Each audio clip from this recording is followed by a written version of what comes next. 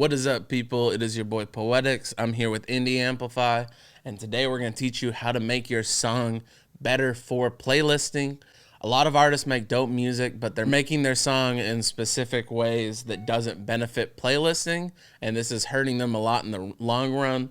So I'm going to teach you some basic techniques and things you can do in your music to make it so that if you get added to a playlist, you're more likely to stay in that playlist, and it will help with your replay value and stuff like that.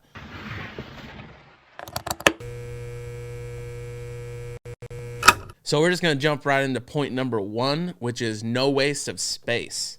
For an example of this, you can look no further than DaBaby, who is very great at having no intros, no outros, no unnecessary parts of your music.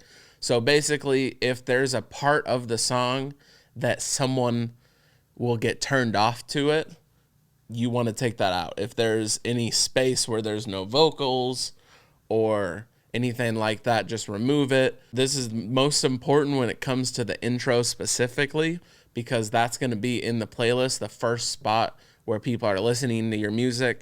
And if it's more than like 7 seconds in and there's no vocals yet, then they're just going to be on to the next. So even if the beat has an intro, do something vocally. Do some kind of thing to hook the listener. Do some kind of melody or say something that makes them want to pay attention to the song. Because if not, they're just going to move on to the next song. If there's 20 seconds of you going, ooh, they're just going to leave it. And so step number two is you're going to want to be up to date with your music and use modern sounds. I'm tired of people sending me music, asking for feedback, and they sound like they're using an 80s drum machine. They sound like they're trying to do some Curtis Blow type music.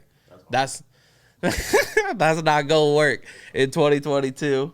So you're gonna want to have modern drums. You're gonna want to make sure you're not using stock VSTs. If you're using FL Studio, I better not see you using FL keys, because that is going to make your music sound very dated, and it's going to make your music sound like it has no originality at all. Going on to this also gets into part three, which is a quality mix. Your song should be able to be played next to huge artists and not stand out. So if my song is right next to a DaBaby song, which is right next to a Beyonce song, there's no reason they should listen to my song and have to turn up the volume on their car because it's too quiet. Or there's no reason that there should be a drastic difference between mic quality because Beyonce's recording on like a $5,000 mic and I'm recording on a Blue Snowball. So basically, step up your quality, step up your mix. Find you a professional engineer that's willing to work with splits or willing to do your mix for cheap because you keep coming back to them, and just pump out quality mixes, and then that will help boost your career. Step number four is going to be feature a big artist. If you're added into a playlist, you want your song to stick out in a positive way. So if I'm planning on being added to like a Mellow Bars playlist or something like that, where the whole idea of the playlist is about lyrical stuff, I'm going to try my best to get a JID feature, Earth Gang, or like one of the Griselda guys, because when the song comes on, the people that are already fans of them are going to add it.